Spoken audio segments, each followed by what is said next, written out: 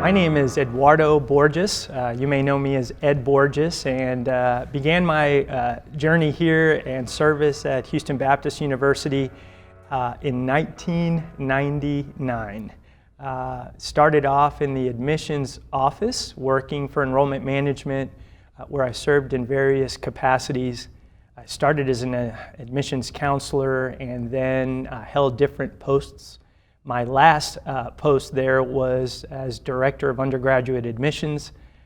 Served in admissions for 16 years, and I received a call from the President's office. Dr. Sloan, at that point, envisioned creating a new department, one that was called the Office of Special Projects, and he asked if I would be its maiden senior director.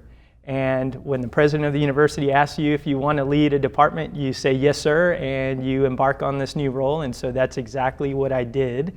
I started working as assistant to the president and working in special projects in 2015, and was there for 5 years.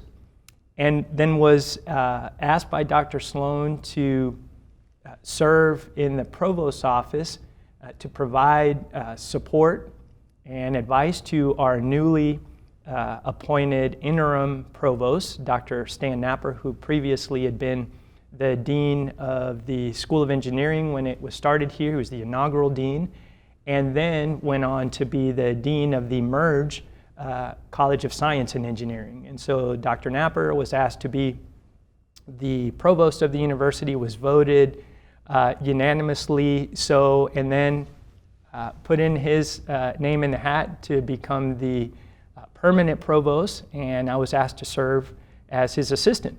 And we worked together for an entire academic year until such time he was appointed the permanent provost, and he asked Dr. Sloan if I would be released to serve as the assistant provost. We worked very well together, and we did within that year a lot of things. There was a lot of reorganization, and he felt that I was very supportive in that process. And so was asked to serve as the assistant provost of the university. So this to me has been an amazing experience. I love Houston Baptist University. Received my master's degree from here in 2012 in liberal arts, and have enjoyed every minute of it. I've often asked myself why I'm serving in particular roles. I've never gotten tired of what I've been doing, but I've asked, as many of us do, for direction for the Lord on next steps and future projects. And every project that the Lord has had me serving on has been to edify me and to teach me new things. So when I was in admissions, I got to work with all of the students in the front end of the process, right? So as students apply to the university, we got to meet with them, we got to know the different areas of town and outside of the state where they come from, and that was a great learning experience for me. I felt like I got to know the university better by my time in the enrollment management area. Then working for Dr. Sloan in the President's office on special projects, we got to learn so many new things. We got to work on projects that entailed study abroad opportunities, working with veterans, creating cultural experiences. We've taken groups of students to southern China, to Manila, Philippines, to Hong Kong, and Israel. We've gotten to work with strategic marketing and taking the university tours to Israel. That's been a wonderful success, and every year it's gotten even better. And so I was involved with that. I've gotten to work closely with the advancement office and Sharon Saunders and her leadership, and was instrumental for me in learning about donor relationships and donor development and interacting with friends of the university, which for me has been a wonderful, wonderful experience, but yet all the time asking myself, Lord, why do you have me in this role? And then most recently in the provost's office, right? And so once again, I asked myself, because typically when you work in the academic side of the house, you usually start your career as an academic and you work on different degrees and you hopefully get a terminal degree. And so I've asked the Lord more than once, and so I came to this conclusion, and it is this, that the Lord has been preparing me for such a time as this. I really feel like this has been my Esther 4:14 moment, because I've been able to bring to my current role all of the experience that I've amassed in different departments on campus. So in enrollment management, interaction with the students has served me well, working with student life, an area I now oversee, and working in the development office with Sharon Saunders and Dr. Sloan has prepared me to work closely with friends of the university that have a true passion for students and how to connect them with processes and initiatives that we're doing here on campus. And so I really do believe, and it's interesting how God really kind of reveals himself to us through experiences. And I really do feel like he has been preparing me for such a time as this. Ed, it's amazing what's happening at HBU right now. I mean, give us just a praise report of Houston Baptist University, fall 2021. Jerry, where to begin? I mean, it's such a vibrant time at the university to begin with. As far as the student side of things, we have the largest freshman class we've ever had. As of yesterday morning, we had 805 registered, deposited students who were here on campus. That's amazing. That's a true testament to the hard work that James Steen, Dr. Steen, and his area has been able to do in enrollment management. The enrollment management division works extremely hard on campus, and I wish more people knew what their day-to-day was like. Calling students, interacting with families, talking to folks about the wonderful things that we can offer here at the university. So admissions through the roof, home runs left and right. And then housing. As you know, we have the capacity for about 1,026 beds on campus. As of this morning, we had 955 students living on campus, and we're calling students who are on a wait list. We are busting at the seams, and this is God's providence. We've never been as full as we are right now in housing. The experiences that we have had leading up to this moment with move-in and welcome week have been amazing. We keep on hearing from campus friends, students, that this has been the smoothest move-in we've ever had.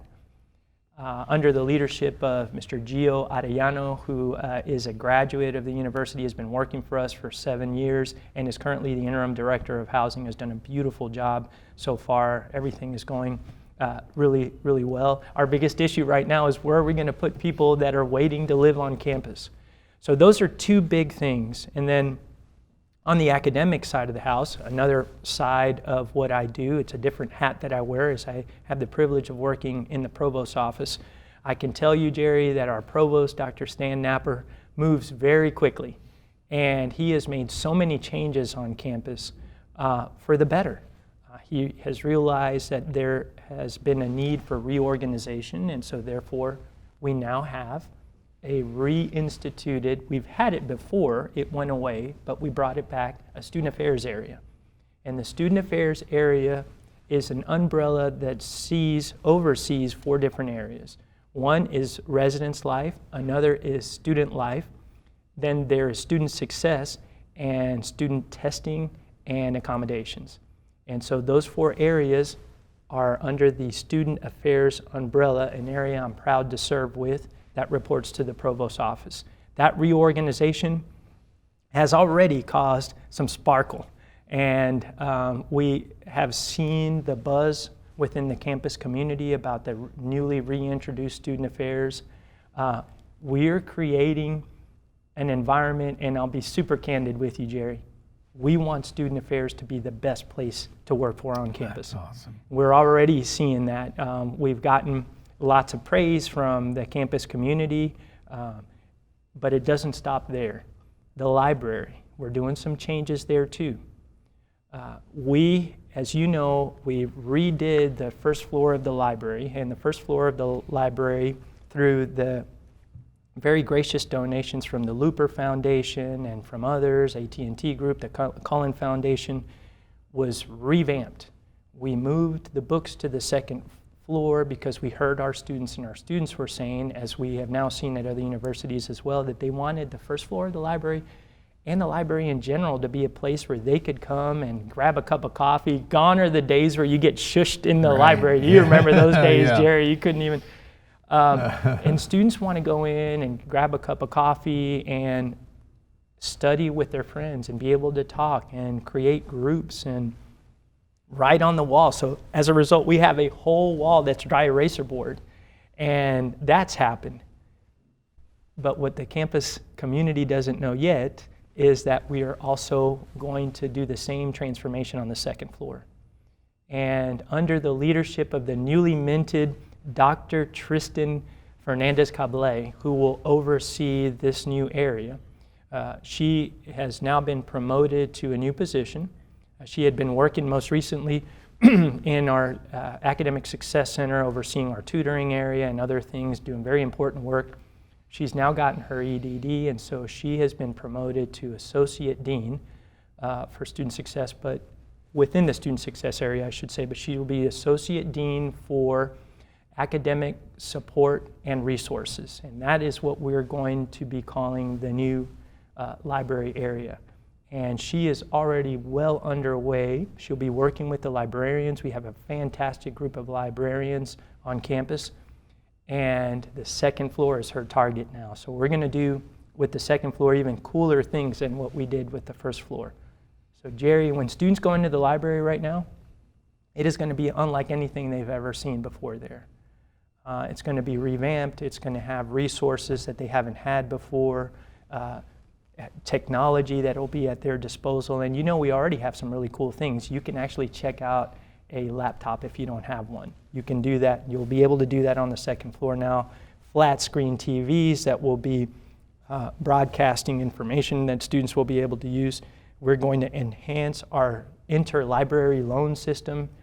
We're a small library, and therefore one of the challenges that we have is providing students and faculty and staff who are doing research and are also teaching with the periodicals and the subscriptions and the books that they need. But now we are enhancing our interlibrary loan services, which was already pretty robust. And so if you go into the library and we don't have a book that you're looking for, we'll get it for you, and you will have it within a very short amount of time. And that's the world we're living in, right? You go home and Amazon. My wife was, who by the way also works here, my wife, Borges, is a student success specialist assigned to the College of Arts and Humanities, so she gets to work with our arts and humanities students. But she ordered something the other day in the morning, and it was in our house in the afternoon. Exactly. Has that happened to you before? Yes. It's incredible. Yeah. So those are just some of the things that we're doing that are really, really great, but I think the philosophy that we're taking in student affairs, the area that I'm specifically working in and with, is making it the best it can be, but not only for our internal audience, but more importantly for our students. You know, and that is an absolute win-win. I mean, wow, record 2021, unbelievable. Thank God for it. When you think about student success, it is so cool that when a student comes to HBU, they're not marooned or just survival of the fittest, figure it out, we don't care. The exact opposite's done. I mean, break down, if you would, for a minute, the Student Affairs Division and what all is, and we must also acknowledge what I love about Provost Napper is he has such a passion for spiritual engagement. We have an upcoming Life Action event in November 2021. It's just so awesome to see a man committed to academics who also knows the irreplaceable value of kids experiencing a deep relationship with Jesus Christ. Absolutely. I think it's the number one priority on his list is the living, learning community walking hand in hand with spiritual development on campus. And I think if we do something very well here at Houston Baptist University is coupling those two things together. And so he has made it a priority, and we've taken that charge, and we have permeated everything that we do in student success and student affairs with that principal philosophy. But student affairs, I'm so happy. I'm probably grinning from ear to ear right now just because I'm so excited about everything that we're doing. But Jerry, I'm glad you're sitting down, because what I'm about to tell you would probably knock you off your feet. Not really, because it's so simple, Jerry. We are committed to putting the student first. Mm-hmm. We would not exist, student affairs would not exist, and I would argue none of us would exist as a university if we didn't have our students. We value our students. We have amazing faculty and staff on campus, world-renowned. I mean, I shouldn't go down the list of starting to name people, because I won't get them all. But, oh gosh, Craig Evans and, Nancy Piercy and others. I mean, there's so many people that we have on campus that attract some of the best students in the country. We are going to match that caliber with the services that we provide and the facilities that we provide here at the university. Jerry, there's one thing I know about you, and that is you like excellence as well. We've had some conversations where I've found out that we were both fans of Steve Jobs, and what he was able to do with Apple company and corporation. What you might not know about me is that I am a big fan of Walt Disney and what he was able to do with the Disney Corporation. Disney Company consistently every year ranks among the top, if not in the top 3 or 4, of companies that are the best to work for, but more importantly, provide the best services to their guests. And I say that intentionally. I did not call them visitors to the park or clients. I called them guests. Mm-hmm. Because Disney got the concept of treating the guests to the park as their number one priority, and they do that better than anyone, I think, doing it right now. Right. And so I've spent some time in my career really kind of learning about what that process was like, what the philosophy was like. And so I don't know if you're familiar with this concept that Disney calls the popcorn empowerment. Have I ever talked to you about that, Jerry? No, I've heard about it. Okay, well, let me tell you a little bit more about it. Disney believes in this concept, and with every new employee, they take great care in making sure that they understand the company culture, dynamic, ethos, and so they illustrate their customer service philosophy, guest service philosophy, with this illustration, and it is that a little boy and his parents are in line for It's a Small World ride. You've heard about it. You've been there probably with your family. It's the ride that you can't get the music out of your, It's a Small World. You can't get it out of your head for a couple of weeks after you've been in the park. As you know, Disney has very long lines for this ride, and this family is sitting there, and Dad just comes from the popcorn stand. He's bought an $8 bag of popcorn. He gives it to his little son, and the little son drops the bag of popcorn. Well, of course, he starts crying. And Mom's kind of fussing at him. So is Dad. Well, why did you drop it? Dad is saying, well, we're not getting out of line to get another bag of popcorn. In the midst of all of this, the closest employee seeing all of this happening is a park services employee. You know what park services employees do, right, Jerry? They're the ones with the brooms, and they're cleaning the park. He has nothing to do with this, seemingly. But he stops what he's doing. He immediately goes to the nearest popcorn vendor. He says, I just saw a little boy drop a bag of popcorn. Give me a bag of popcorn. The bag of popcorn is given to him, no questions asked. He comes over. He walks through the tumult that is happening, and he gets on one knee and he says, what's wrong, little boy? Dad answers for him. He dropped his popcorn. Mom's already distressed. The little boy is also, and he kind of gets close and says, I saw that you dropped your popcorn. Guess who else saw that you dropped your popcorn? Mickey. Well, of course, the little boy is excited. He looks at him in his eye, and he hands him the bag of popcorn. Everybody is rejoicing. The little boy is just beside himself. That family has become a Disney loyal family for the rest of their lives. Jerry, how much does it cost Disney to produce that bag of popcorn? Just take a wild guess. They charge $8 for it. How much does it cost them to produce maybe it? Maybe 10 or 15 cents. 30 cents. Mm-hmm. It cost Disney somewhere along the lines of 30 cents. For 30 cents, that park employee knew that he could make a difference in the experience. And so my point with the popcorn empowerment is we all know that our best resource, our most precious resource are our students. Absolutely. We should be empowered to make small decisions, mid-level decisions that will impact their stay here at the university, their time here at the university, their experience. And so that is the philosophy we're taking in student affairs, is that if we see that we can make a student's experience the best it can be without passing the buck to a different department. Gone are the days of, Jerry, go over here, then you get ping-ponged around to a different area. We're taking care of the issue.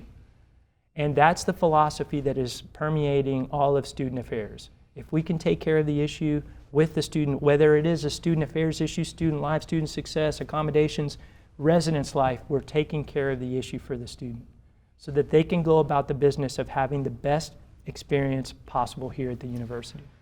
I totally agree. You know, ethnic diversity has been a trademark of HBU, and it's a beautiful thing to me when you look at the racial unrest across the country, to come back to Houston Baptist University and just see the unity and the harmony that we are made up of different races, and yet there is no conflict. And this was dramatic to me during Hurricane Harvey, in just so many expressions that were done by men and women throughout our city. Speak for a minute about the ethnic diversity at HBU and just how well our students as a family, because they often use the word family when they, 220 podcasts later, if I've heard one word more than any other of it when I've asked, what's HBU been like for you? They use the word family, singular word, family. It's a very powerful word, endearing word. Talk to us about that aspect. Claro que sí, Jerry. Te puedo hablar acerca de la diversidad cultural que tenemos aquí en la universidad. I answered in Spanish because I want to highlight the obvious. You're talking with the Assistant Provost at Houston Baptist University, who happens to be of Venezuelan descent. Right. It is providential, I think. The fact that Houston Baptist University is located in arguably the third or fourth most diverse city in the United States is not by happenstance. We have such a unique opportunity here to spread the gospel, to share our faith commitment, our mission and vision for the love of the Lord, and that Jesus Christ is the center of what we do here at the university, unlike any other university. You could go to universities that are in Central Texas and East or West, and they will not have the diversity that we have. So you very wisely have highlighted the fact. In fact, I'll tell you a somewhat amusing anecdote. When we go to professional conferences around the country, and there are how to make your campus more diverse breakout sessions, we can skip that session because we are reflective of the multiculturalism that makes up the ethnic fabric of Houston in particular. So that is a tremendous blessing, one we don't take for granted. And every opportunity that we can to interact with students of different ethnic backgrounds, different cultural backgrounds, it is literally a melting pot here on campus of different races, diversity. And we, I believe, are doing a great job of attracting also faculty and staff that look like our students. Yes. That's a priority for the university, and it's one that I think we are making great strides in.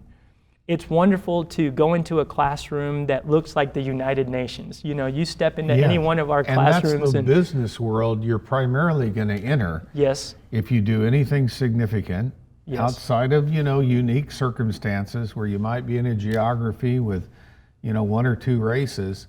The fact of the matter is the whole picture of America is changing. Yes. And I see students at HBU equipped, ready, and trained. Yes. Another great thing is that and a great opportunity is one of our largest growing groups of students is our first generation students. the first in their family to attend college or university. And also, one of the fastest growing groups of students are Hispanic students. You know that we've taken several groups of students to the southern part of China, the Fujian province, specifically Xiamen, a small village 30 miles south of Xiamen called Xixi. They call it a village, but it's a city unlike any city you've seen. Right. And it was interesting. Our first time taking students there, we assembled a group of 12 students. One of those students was a young lady from Laredo, Texas, Alexa Benavides.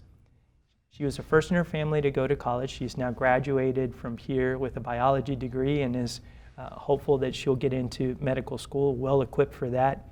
Her first time getting on an airplane was a 19-hour trip across the pond to the other side of the world. HBU made that happen. Through the gracious sponsorship of a university friend, Mrs. Esther Wong. She has been such a wonderful friend of the university, supportive of our students, of our mission. And on another day, I'll tell you more about Mrs. Wong and what the great things that she's done for the university and is planning on doing as well. But just the Lord is working in amazing ways in all of our students who didn't know the Lord before coming to school here, many of which were maybe other religions, but just by virtue of their interaction with faculty and staff, learning about Christianity through the lens of a student here at the university. By the way, Jerry, we don't force anybody to believe in anything particular here at the university. All of our classes are taught with love, with care, and from a historical perspective. But how wonderful it is that every year we hear of opportunities where students have come to profess their faith for the Christian faith because of their experiences here at HBU. We're very proud of that. Ed, we have parents and grandparents listening who are thinking about HBU as their school of choice. Can you look in that camera and tell them why you really think they need to start and end with HBU as the choice university? I don't know of any other way as a parent to say this in a different way than I'm about to explain it this way. My wife and I have two daughters, a 15-year-old named Nicole and an 18-year-old named Ashley. Ashley started here at HBU 2 days ago. It was her first day as a freshman. I would not want my daughters to attend any other university. And if that's probably put too plainly, then so be it. But the care, the small classes, they're growing, we're growing as well, but the personalized attention, the care that we have for our students, the love that we have for our students, I've been able to see in my 22 years here is unparalleled in many places.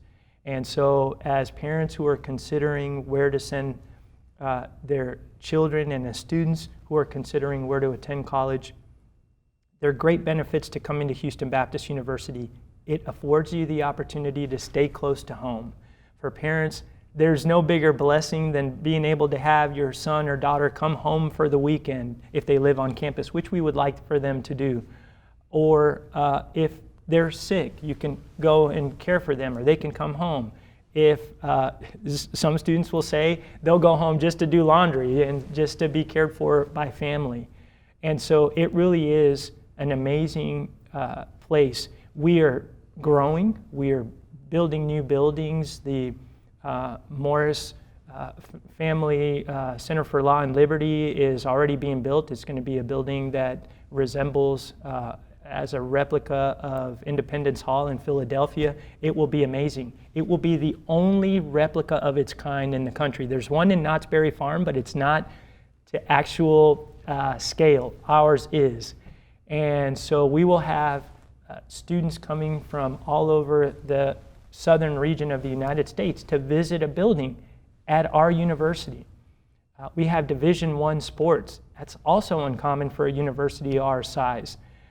Through the visionary lens of Dr. Robert Sloan, our president, who one of the first things that he did was that he got with all of the faculty, staff, alumni, board members, and one of the things that he kept on hearing was, we want to compete in Division I sports. And we have done that, and we have excellent teams, soccer and baseball, softball, basketball, men's and women's. Beach volleyball won our conference last year. So every sport that we have competes at a very high level. So we are a gem here in your backyard. And so as you consider options, please do not overlook Houston Baptist University. I think you'll be sorry for doing that. Ed, we want to thank you for being with us. What a gift you are to HBU, your family, your life. We are so grateful for the love of Christ that flows through you and the skill with which you do what you do. Thank you so much. I mean, I know so many people are grateful to God for the efforts you put forth here at HBU.